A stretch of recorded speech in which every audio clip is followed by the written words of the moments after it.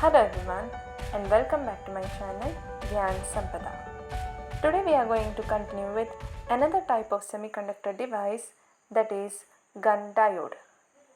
In the previous class we have already discussed about tunnel diode, and today we will discuss about another special kind of a diode, which is nothing but Gunn diode. As the name suggests, Gunn diode was discovered in 1962 by a physicist J.B. Gunn, which is based on Gunn effect. And this is how the Gunn diode looks like, and its circuit symbol is somewhat like this, where we can observe two PN junction diode which are joined in opposite directions. And if we observe this symbol, we can clearly say that it differs from the normal diode so as to indicate the absence of PN junction. That is, on applying DC voltage across the terminals of the Gunn diode, an electric field is developed across its layers, and most of it appears across the central active region. And in general, the basis for this is Gunn effect. In detail, we will deal with it. To get into depth, Gunn diode is also known as transferred electron device, which is a form of diode having two terminals semiconductor electronic component with negative resistance used in high frequency electronics. So as such, a Gunn diode is a passive semiconductor device which is having two terminals, which generally composes of only an n-doped semiconductor material. Whereas if you compare it with a normal diode, it will have a PN junction. It may be used as an amplifier, oscillator, or other related devices. And as such, the principle behind the working is NDC. That is, Gunn diode operates on the principle of negative differential conductance. The NDC property of a Gunn diode is a result of transfer of the electrons from the low energy high mobility valley to the high energy low mobility valley at strong electric fields in the band structure of gallium arsenide and other similar semiconductors. So already we have studied about the band structure of gallium arsenide, germanium as well as silicon. So there in detail we have dealt with the different types of valleys which exist in gallium arsenide specially, and that you can get it in the playlist section which is named as semiconductors. And next, moving to the important characteristics. Gunn diode is a bulk device, which means a device whose function depends on the microscopic properties of the homogeneous material itself rather than on the surface properties of the PN junction. That is, the number of carriers which are participating in a bulk effect device like Gunn diode can be made much larger than that in the junction device like solar cells. So to visualize the Gunn diode, we can just observe here. So there are two metal contacts, and the general manufacturing procedure involves growing an epitaxial layer on a degenerate N plus substrate to form three N-type semiconductor layers, wherein the extreme layers are heavily doped when compared to the middle layer, that is the active layer. And you can observe the dimension or the thickness of the active layer. And these metal contacts, that is anode and cathode, are used to facilitate biasing. So this is the block diagram where you can visualize how a general Gunn diode is fabricated. So moving to the modes of operation, Gunn diode can operate in several different modes in the NDC region depending on the sample properties and also the external circuit connected to the sample. The first mode is called as Gunn mode and the second mode is called as LSA. These are the important ones which we will be discussing further. So first let us move on to the Gunn mode. In this mode, the sample acts as a microwave generator whose frequency typically lies in gigahertz range. And the frequency is given as nu naught is equals to Vd by L, where L is the length of the sample and Vd is the average drift velocity of the electrons.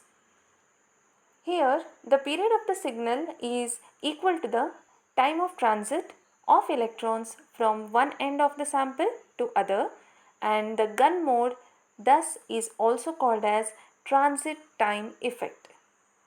To get into its detail, let us plot the graph of J versus E.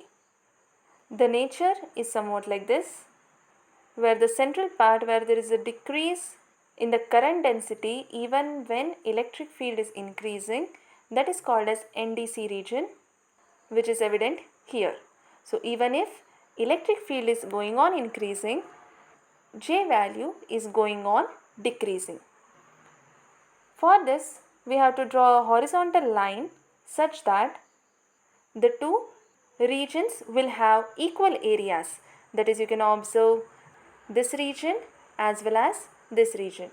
So here one horizontal line is drawn in such a manner that the curve is equally divided into certain areas, and we can determine the value of E dash, that is where this horizontal is cutting the curve, and this is going to be E dom.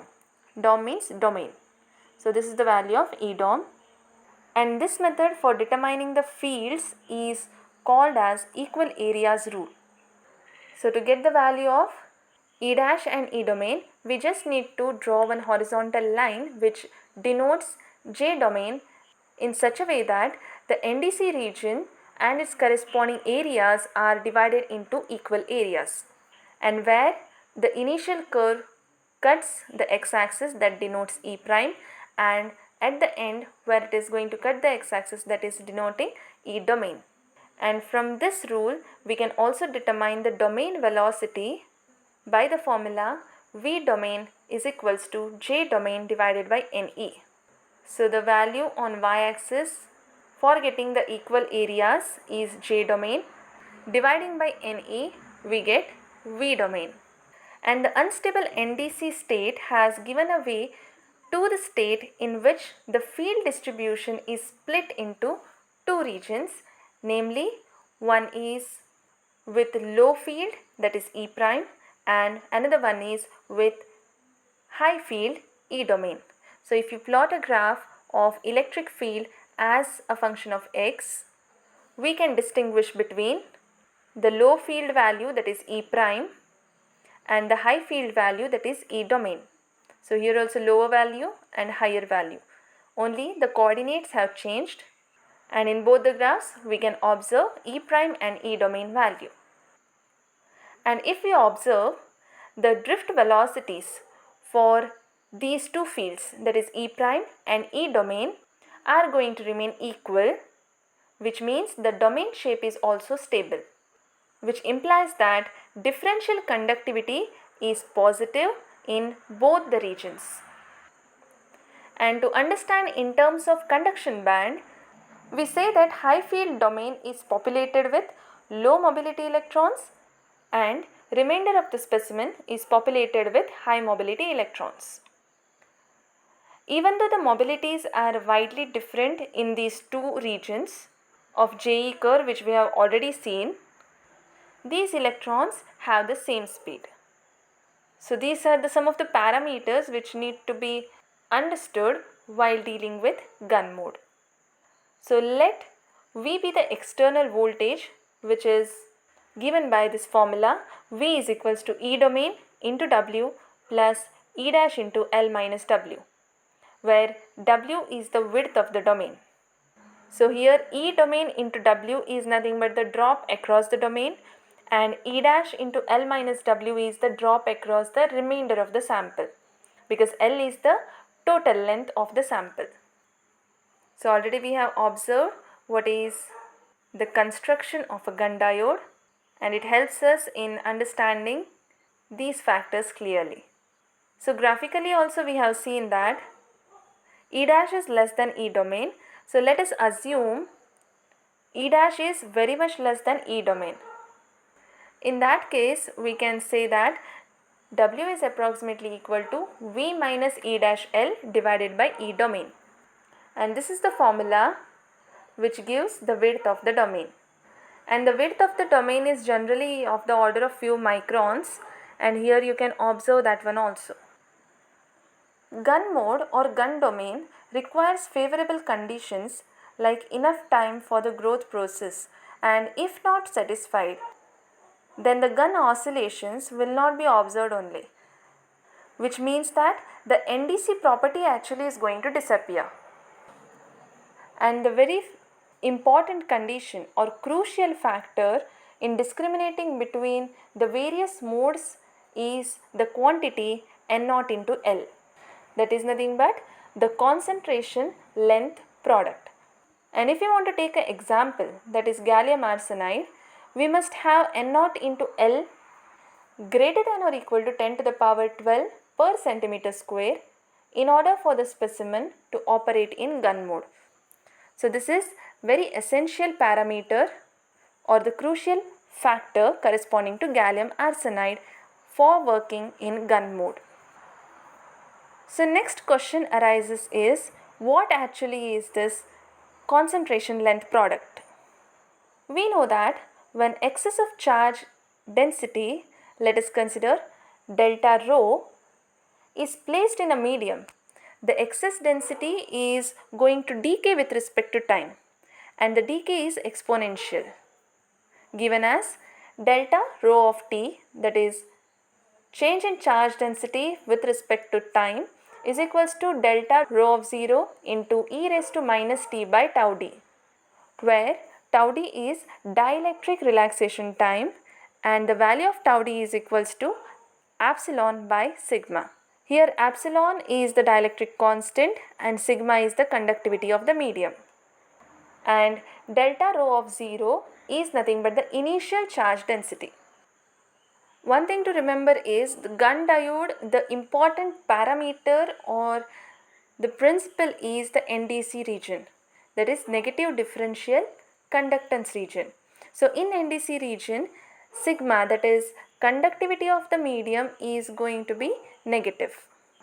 So from this we can substitute the value of tau d from equation 6 into equation 5. We get delta rho of t is equals to delta rho of 0 exponential of t mod of sigma divided by epsilon. So as conductivity is negative and the negative term in this exponential, in general we have denoted it with the mod of sigma. So as time passes, at initial stages the conduction increases due to the movement of electrons from the valence band into the lower valleys of the conduction band. And for the domain to mature during the transit time, the exponential term should be greater than 1. So if exponential term should be greater than 1, it means that the term itself should be greater than 1, that is t mod sigma by epsilon should be greater than 1. T is the transit time, and the most simplest formula for time in terms of velocity, because already we have studied the formula corresponding to velocity of the domain or the drift velocity. So in general velocity is distance by time. So time will be distance by velocity. So L is the length of the sample divided by Vd, that is nothing but transit time.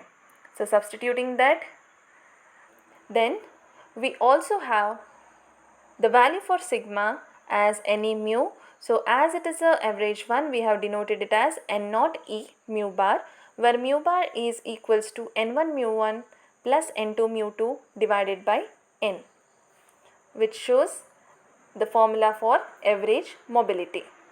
Because here the electrons are not having a single velocity or mobility, which is evident from the previous graphs. So now the value of sigma is to be substituted in equation number 8, that is sigma is equals to N naught E mu bar, where finally we can observe the crucial factor N naught into L.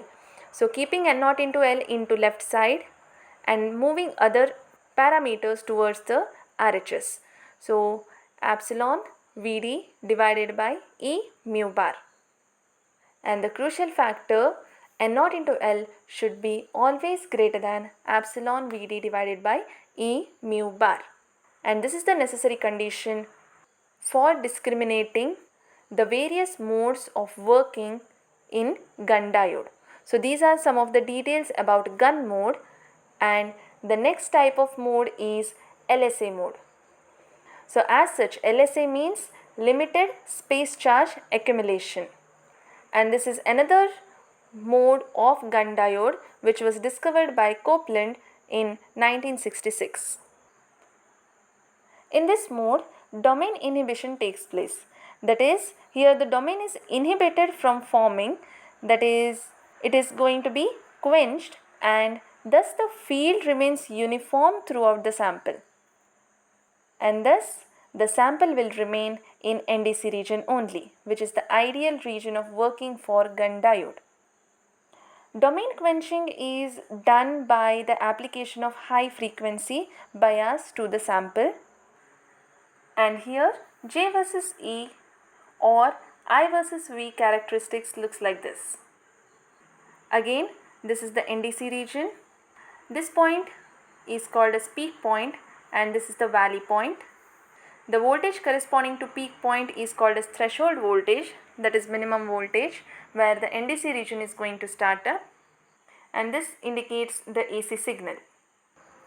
So if you clearly observe this IV graph, the conduction is going to increase due to the movement of electrons from the valence band into the lower value of the conduction band. This is in general the working of a semiconductor. Initially, current goes on increasing and reaches the peak point. And after reaching certain threshold value of voltage, that is VTH, the conduction current through the Gunn diode decreases as shown here, which is because at higher voltages, the electrons in the lower value of the conduction band move into the higher values, where the mobility is going to decrease due to the increase in their effective masses. And hence, the reduction in mobility is going to decrease the conductivity, which finally leads into decrease in the current flowing through the diode. So that is the reason for NDC region.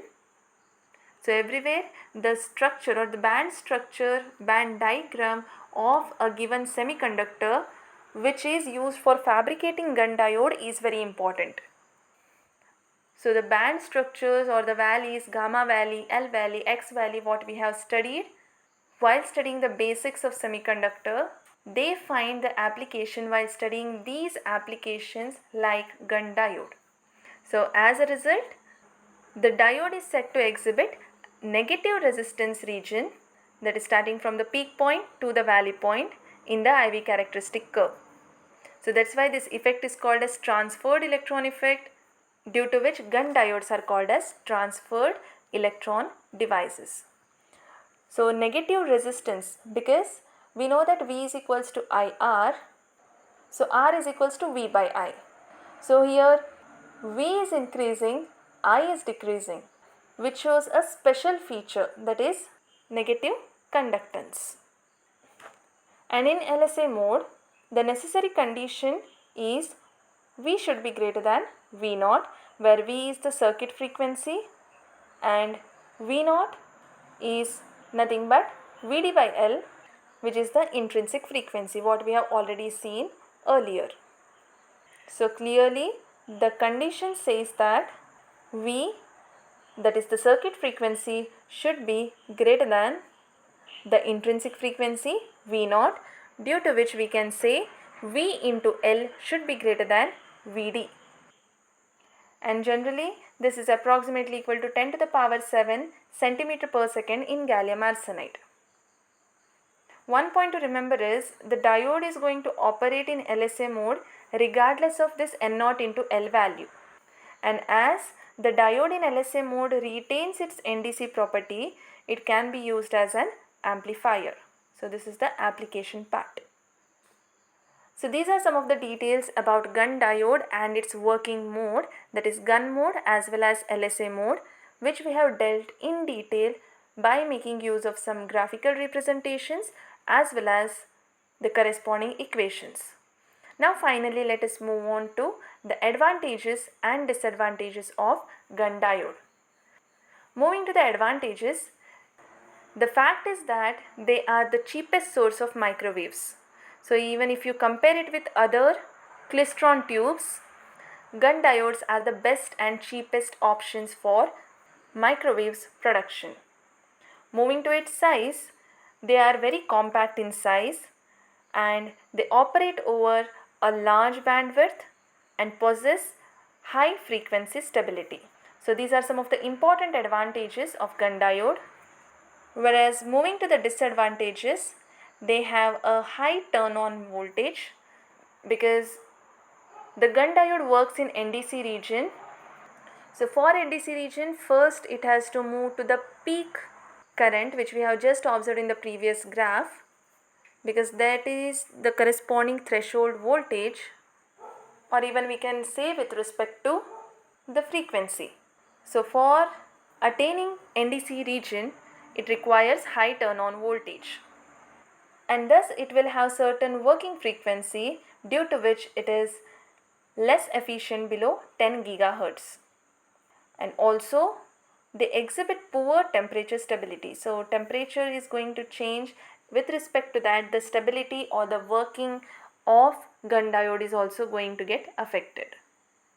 So these are some of the important and very easier advantages and disadvantages to be remembered for a Gunn diode. And finally, moving to the applications of Gunn diode, which is the most vital part of this session. Firstly, these are used in electronic oscillators to generate microwave frequencies, also in parametric amplifiers as pump sources. Gunn diodes are used as sensors in door opening systems or trespass detecting systems or the pedestrian safety systems, etc. That is, as a source for microwave frequencies in automatic door openers, traffic signal controllers, etc. Gunn diodes find their application in police radars, and as a source of microwave frequencies, these are used in traffic signal controllers, in microwave receiver circuits, also in radio communication, military systems, remote vibration detectors, tachometers which we observe in the vehicles. This is the tachometer. Then in radar speed guns which detects the speed of the vehicles easily, which you can observe here, and huge number of applications like in microelectronics as control equipments, in some of the transmitters, etc. So these are some of the important applications of Gunn diode, and in today's class we have started with what actually is a Gunn diode, what about its working, the principle, the basis, different modes of working of Gunn diode, the significance of the symbol or the circuit symbol of Gunn diode, the graphical representations, the characteristics, some of the equations, necessary conditions, advantages and disadvantages, and also the applications. So these are some of the important details about Gunn diode, which is very important and special kind of a diode which works in NDC region. So this is it for today's class. In our next class, we are dealing with semiconductor lasers, which is another interesting kind of a semiconductor device. Till then, stay tuned, study well, and thank you.